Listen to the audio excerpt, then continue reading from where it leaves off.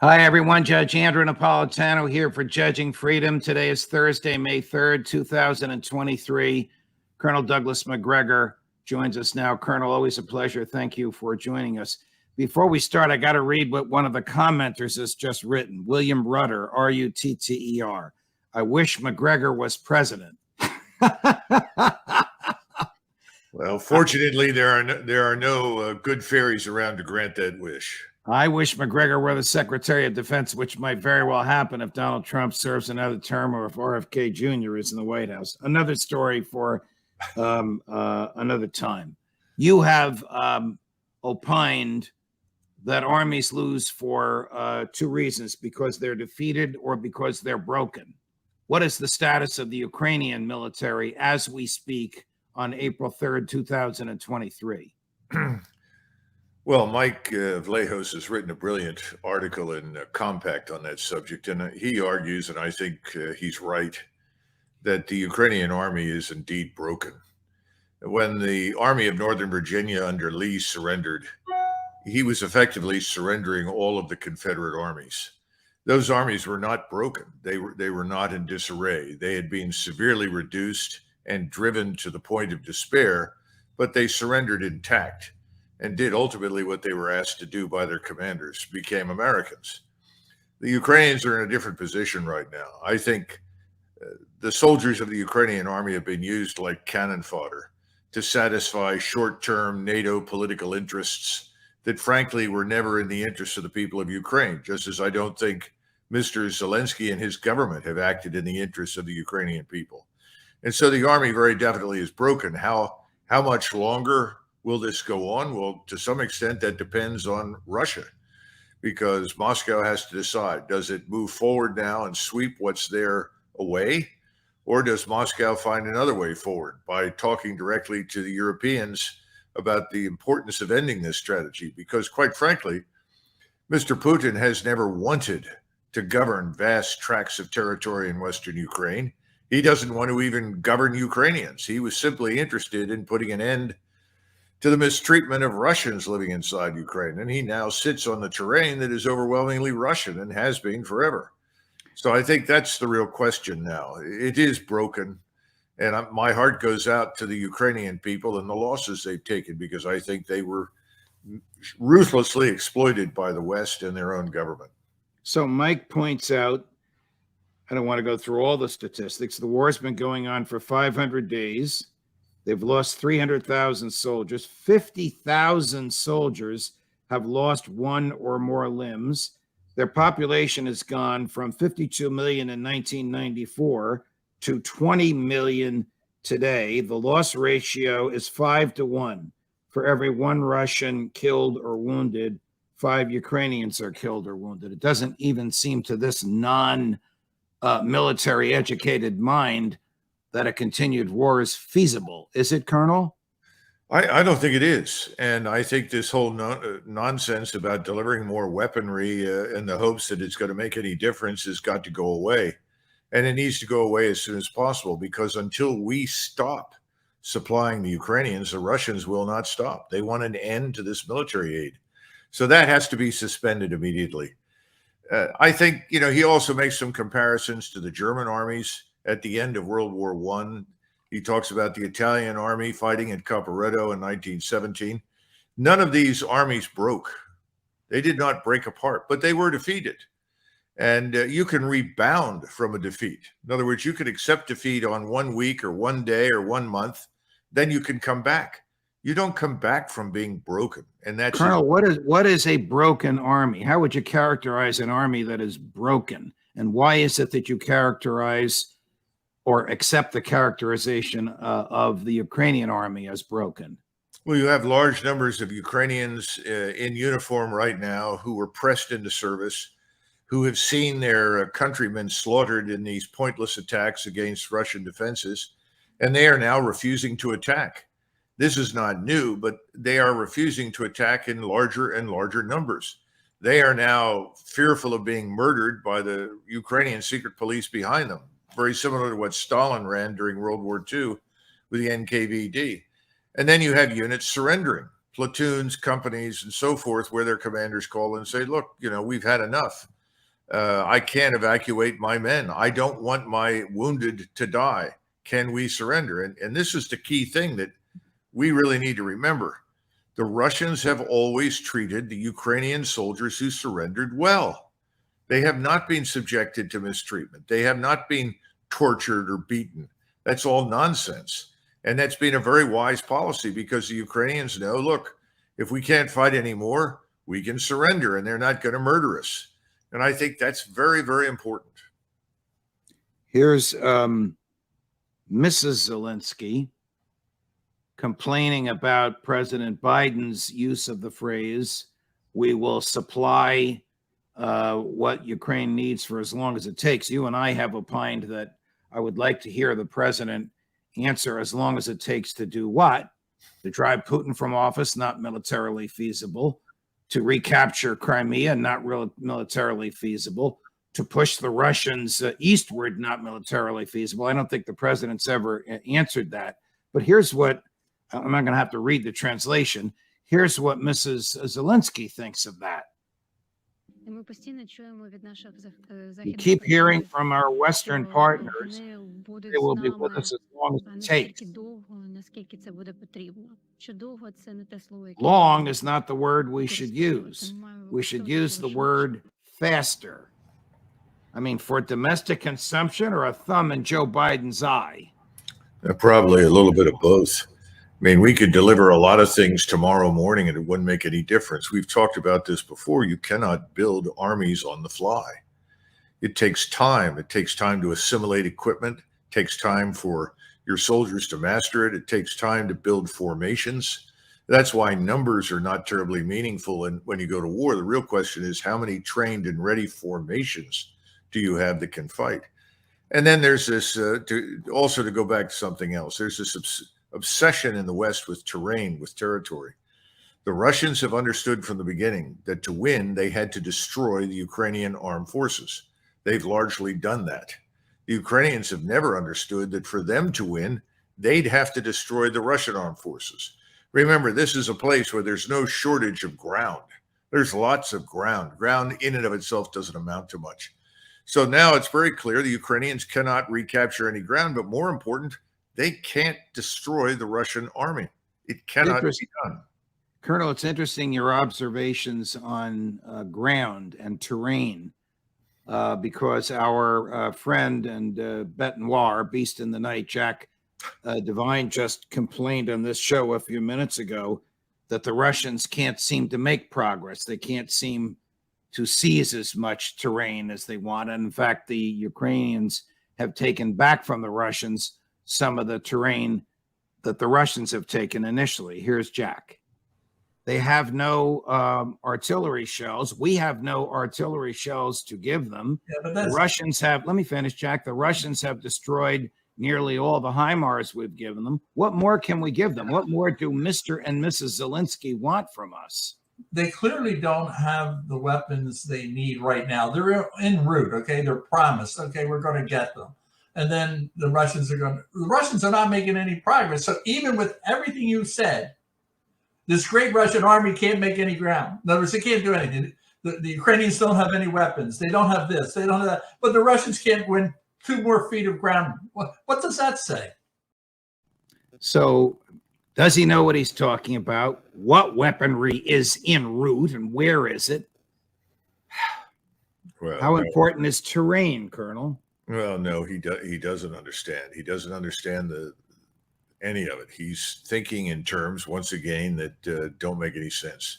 The Ukrainian army that existed at the beginning of this war was destroyed. It's gone. And the Ukrainians have managed to raise, I would say, the equivalent of 2 more armies, which are now also destroyed. It's rather similar to the Germans in World War II. They destroyed 3 Soviet armies, but they could not destroy the 4th. They didn't have the wherewithal. Now, today, the Ukrainians have never had the wherewithal to destroy the Russian army. It's impossible. And this was the problem with the promise that was made to Zelensky and the Ukrainian government by Boris Johnson. You know, we'll put everything behind you. You'll have the total scientific industrial power of the United States and NATO. You can't lose. will be with you. Well, it sounds great in theory, but in practice, it doesn't work because the Ukrainians could not field forces highly trained and capable soon enough to make a difference. And then I would argue the Ukrainians have been living in this World War II paradigm. The Russians are not. The Russians have cracked the code. The code is that intelligence, surveillance, and reconnaissance that's overhead, linked to strike systems, artillery systems, rocket systems, missile systems, can pinpoint all the forces that are out there and accurately destroy them.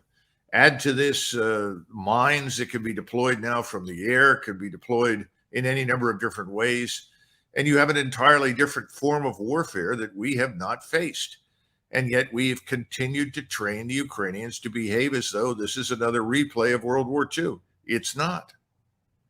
We're going to take a break for our sponsor. When we come back, I'm going to play a tape of General David Petraeus saying his advice is to carpet bomb the parts of Ukraine that Ukraine wants to take back. And Colonel Macgregor will happily respond right after this. Hi, everyone. Judge Andrew Napolitano here for Lear Capital. Are you tired of feeling helpless while roller coaster markets and economic uncertainty wreak havoc on your savings? It's time to take control of your financial future and consider investing in gold. Gold has a long history as a safe haven for investors who want to diversify their wealth against economic uncertainty. Unlike paper investments, gold is easy to buy and easy to sell and easy to store and has never been worth zero. You all know that I am a paid spokesperson for Lear Capital. I know the folks at Lear. I trust the folks at Lear. I do my investing in gold and silver at Lear, and you should do the same. Lear has over 25 years of experience in the business and thousands of five-star reviews and a 24-hour purchase guarantee, risk-free. When I buy gold, I choose Lear. So call my friends at Lear. Use the 800 number below. Tell them the judge sent you. 800-511-4620. Get your gold and silver wealth protection information.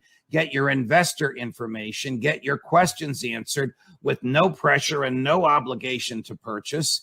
And for a limited time, you might be able to qualify for a $15,000 bonus gold with a qualifying purchase. So call my friends at Lear, 800-511-4620, or do as I do and go on the internet, learjudgesnap.com. Colonel, before we play this tape of General Petraeus, is Washington misjudging or misunderstanding Moscow? Oh, fundamentally, from the very beginning, it's believed its own nonsense, what Moscow's interests were, and they've never been what Washington said. And so now we're not just underestimating the Russian military. We've already done that, but we're misjudging where the Russians want to go with this. And I think the Europeans have begun to figure this out. The question is, how rapidly can you turn over the governments in Berlin and France to get change in Europe? You think the governments in Berlin and Paris are not long for the world? No, I don't. I think Paris is probably going to turn over sooner. Mr. Macron is about as popular as the plague in that country, and with good reason. And the same thing in Germany. The anger at the European Union. Remember, I think it was recently President Orban made some statement about the EU is all about LGBT, migration, and war. Right. I would say that but from the standpoint of most Americans right now, we see it as transgenderism, open borders, and war. It's the same thing effectively, but that's the slight difference. And so the notion of what are we fighting for comes up, and if you say to someone, we're fighting for God, country, and family, well, that resonates. That's what I was raised with. That's what anybody believes if they're going to go to war. They're going to fight for something. You're going to fight for God, family, and God, country, and family. Right. Well, that's gone. And I think the Europeans have broken the code, and I think they're going to get out from under this. I don't know how, but I think it's coming. Here's General Petraeus in what I think you'll find is a delusional moment on CNN. I think they need to be doing what they actually are now doing, having adapted their plan. Of course, no plan survives contact with the enemy. And it was quickly clear that these miles-long minefields, anti-personnel, anti-tank minefields, tank ditches, dragon's teeth, trench lines full of Russian soldiers, all overwatched by forward observers and drones with artillery on call, that these were going to be very, very difficult to breach, given the shortcomings that the Ukrainians have in certain assets that we would have deployed in this kind of situation. In particular, massive air power. We would have just carpet bombed the whole area of these minefields, tried to blow up as much as we possibly could. And then very substantial, heavily armed, essentially bulldozers, D9 bulldozers that just plow their way through this, supported again by close air support, attack helicopters, and the rest. They don't have that. So they've adapted, I think, impressively. Have they adapted impressively? Does the general present rational views on this? No. Let's take it from the top.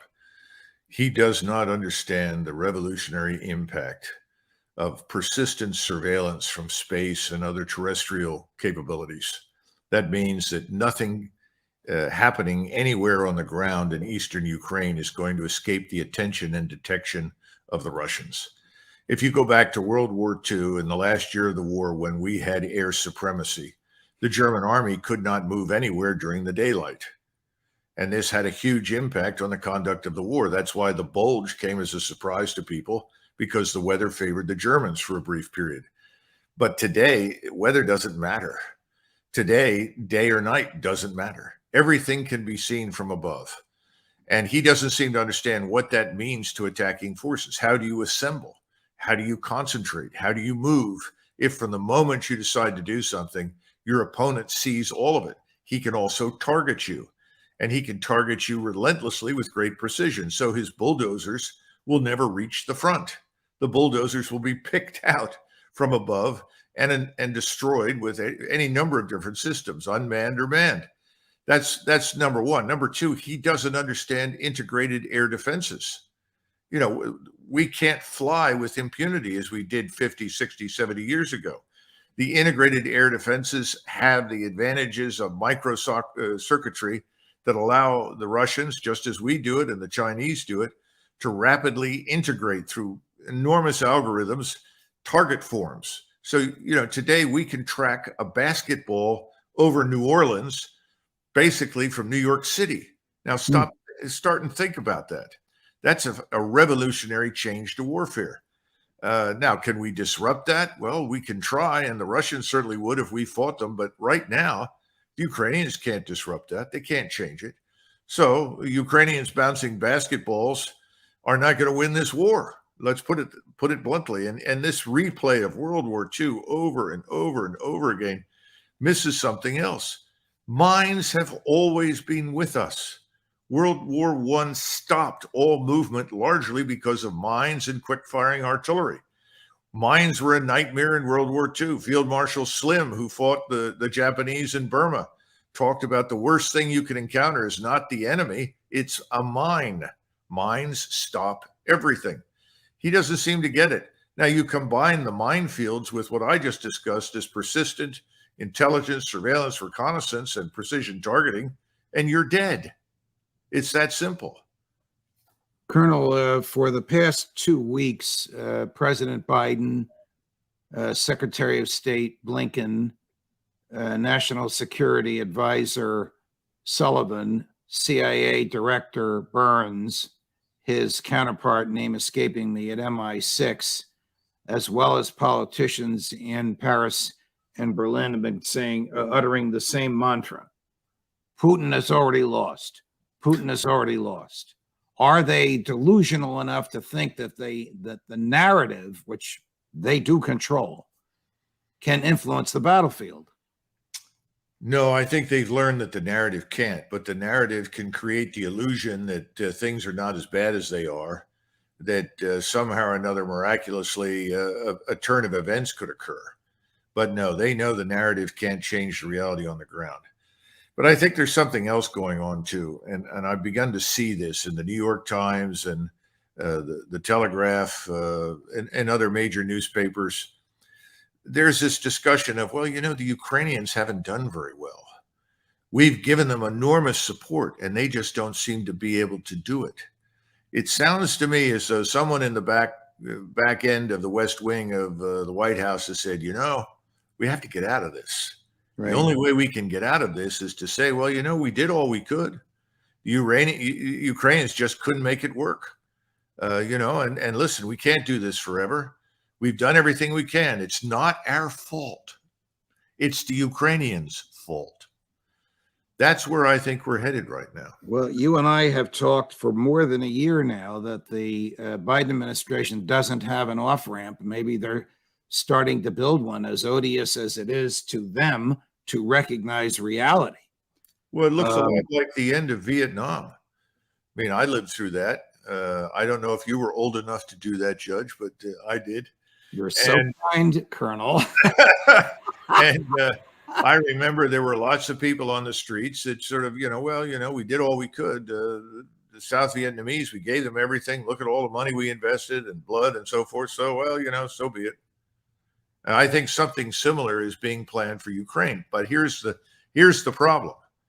NATO is dead.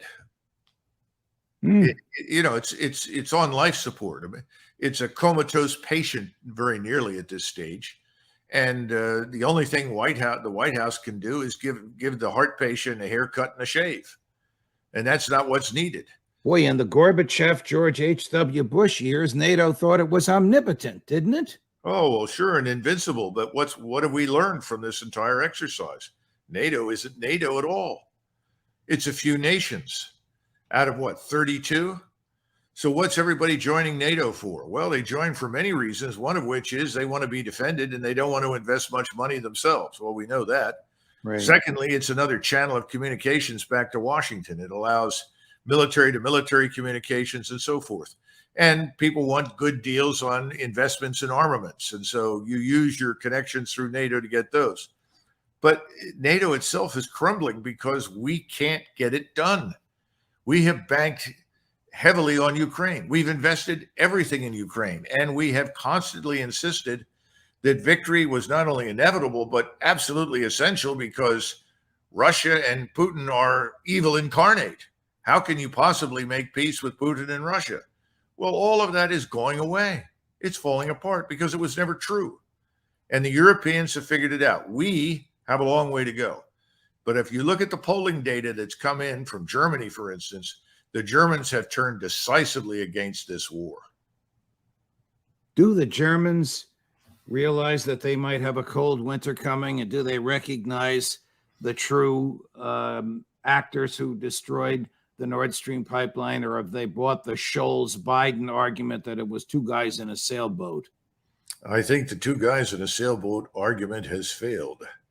And I think the Germans, by the end of the year, are going to be fundamentally, throughout, completely anti-American. And that is tragically the real outcome of this entire exercise. I mean, if you do what the Americans say, what happens to you? Your economy is destroyed. Your standard of living drops. You're joining a war you don't need to fight against a country that really isn't your enemy. That's one hell of a summation. But I think as the months go forward, we're going to see more and more people reach that conclusion. We'll end on that brilliant and articulate and powerful summation. Colonel Douglas Macgregor, always a pleasure, sir. Thank you very much for joining us. Sure. Thank you, Judge. More as we get it. Judge Napolitano for Judging Freedom.